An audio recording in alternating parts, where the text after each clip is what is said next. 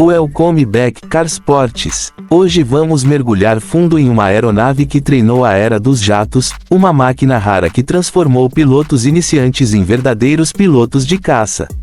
O Lockheed TF-33, uma versão de treinamento derivada da lendária família F-80 Shooting Star, talvez não seja tão famoso quanto os caças de linha de frente, mas seu legado está permanentemente marcado na evolução da aviação a jato. Ele foi o degrau entre os caças a hélice da Segunda Guerra Mundial e os monstros supersônicos que vieram depois. E hoje, não vamos apenas explorar sua história, desempenho e impacto, mas também dar uma visão moderna analisando como o Brasil em 2026 avalia a integração de mísseis, desempenho e preços em plataformas influenciadas por essa era inicial dos jatos. O TF-33 surgiu porque a Força Aérea dos Estados Unidos percebeu algo fundamental: a transição de caças a hélice como o P-51 Mustang para os primeiros jatos era perigosa sem uma aeronave de treinamento adequada. Os jatos se comportavam de forma completamente diferente: mais velocidade, maior consumo de combustível e ausência do fluxo de ar gerado pela hélice. Então, no final dos anos 1940, a Lockheed projetou uma versão de 2 assentos do F-80, que deu origem ao que chamamos de TF-80C ou mais tarde T-33, contribuindo para o sistema de designação que inclui variantes TF-33. Para o Brasil e várias outras nações, esse treinador simples, confiável e direto se tornou essencial. O TF-33 recebeu modificações no cockpit para acomodar um instrutor no assento traseiro. Isso era decisivo: se o aluno perdesse o controle, havia alguém experiente para salvar o voo e as vidas a bordo. A fuselagem foi levemente alongada para o segundo assento, e a aviônica foi adaptada para funções de instrução. O motor continuava sendo o turbojato Allison J-33, o mesmo do F-80, oferecendo empuxo suficiente para treinamento de combate básico, sem assustar pilotos iniciantes. Esse equilíbrio perfeito criou um dos treinadores a jato mais bem-sucedidos da história. Seu desempenho impressionava para a época. A versão de treinamento podia alcançar aproximadamente 970 km por hora e subir até 45 mil pés, permitindo que os pilotos experimentassem operações em alta altitude. Não era só velocidade, eles aprendiam gerenciamento de energia, stall em jatos e habilidades de combate.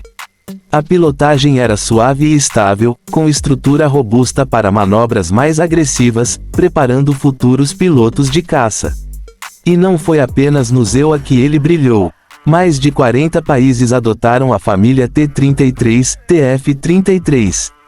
Canadá, Japão, Brasil e várias nações da OTAN fabricaram ou operaram suas próprias versões. Para muitas forças aéreas, foi o primeiro passo rumo à era dos jatos, um salto tecnológico. No caso do Brasil, a Força Aérea Brasileira, FAB, utilizou o treinador por décadas, formando gerações de pilotos. A mentalidade e a estrutura do treinamento brasileiro hoje ainda carregam a influência desse gigante silencioso. Diferente de outros treinadores de sua época, o TF-33 também atuou em combate em alguns países. Houve variantes equipadas com metralhadoras e foguetes. Em regiões com orçamento limitado, ele serviu como defensor aéreo principal. Era robusto, simples de manter e barato de operar, um herói onde cada capacidade fazia diferença. A filosofia de design era simplicidade.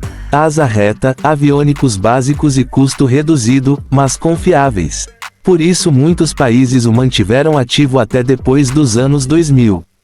Haviam opções de modernização, novos radares, novos suportes para armamento, atualizações graduais, adaptando-se ao que fosse necessário.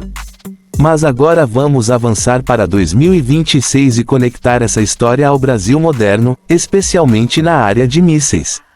Hoje, o Brasil opera jatos avançados como o Gripen I, mas sua formação de pilotos ainda se baseia em décadas de experiência iniciadas com aeronaves como o TF-33. O foco brasileiro em 2026 é obter mísseis de alta performance a preços competitivos, combinando tecnologia moderna com independência industrial.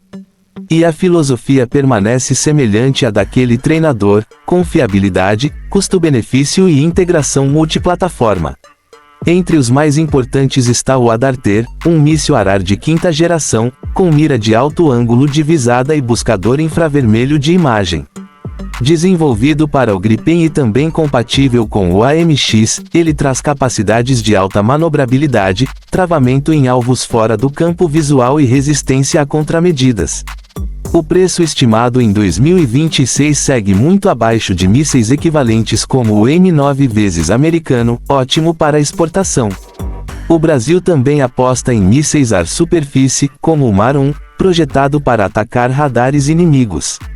Neutralizar as defesas antiaéreas é essencial em qualquer operação atual. E novamente, o custo competitivo mantém o país atraente para compradores parceiros. A indústria nacional de mísseis deixa o Brasil menos dependente de fornecedores estrangeiros. Essa autonomia começou lá atrás, quando o país operava aeronaves como o TF-33, aprendendo a modernizar, reparar e evoluir suas capacidades tecnológicas. A história impulsiona o futuro. Voltando ao treinador, sem um bom treinamento, nenhum míssil avançado ou caça moderno alcançaria seu potencial máximo. Pilotos bem formados são mais importantes que qualquer equipamento. E os pilotos brasileiros de hoje, dominando aviões como o Gripen I, operando sistemas de guerra eletrônica e combate em rede, estão apoiados na base criada por aeronaves como o TF-33. Mas como o TF-33 se encaixaria em 2026? Na prática, ele já está além do limite operacional. Todavia, poderia servir como aeronave histórica em esquadrões de treinamento avançado, programas de Red Air ou shows aéreos. Ele é velho demais para a guerra moderna, mas nunca perderá seu valor histórico. O principal ponto contra sua manutenção é o custo operacional do motor turbojato antigo e a falta de peças. A eletrônica é obsoleta e dificilmente se integraria a mísseis como o Adarter. O TF-33 merece um lugar de honra, não de batalha. A ambição aeroespacial brasileira hoje é gigantesca. O Gripen I trouxe desenvolvimento tecnológico ao país e oportunidade de exportação.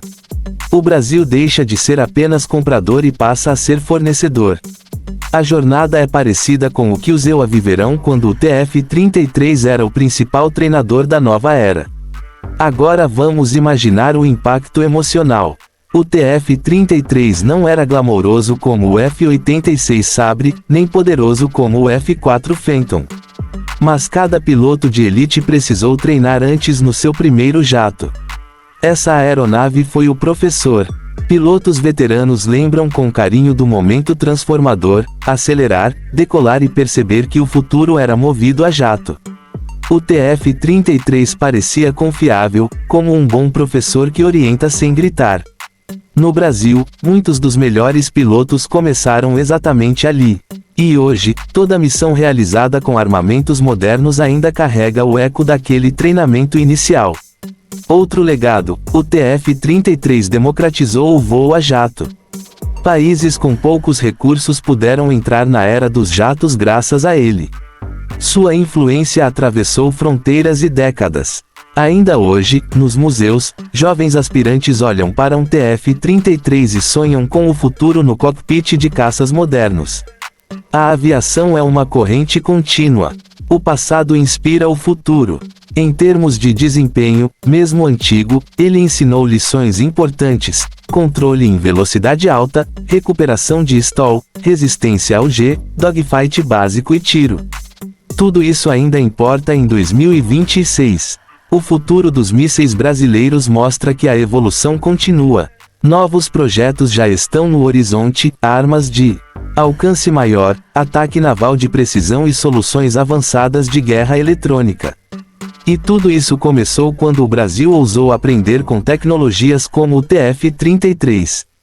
Então, quando analisamos o Lockheed TF-33 em detalhes, não estamos apenas falando de um avião, mas sim da fundação de todo um sistema de formação de pilotos que ainda molda forças aéreas ao redor do mundo. A vida operacional desse treinador prova algo incrível: Máquinas simples podem deixar um legado extraordinário. Ele nunca foi o protagonista da guerra, mas treinou os protagonistas. Ele não dominou os céus, mas preparou quem dominaria. E no Brasil, sua influência ainda se percebe até nos mísseis avançados que serão decisivos em 2026.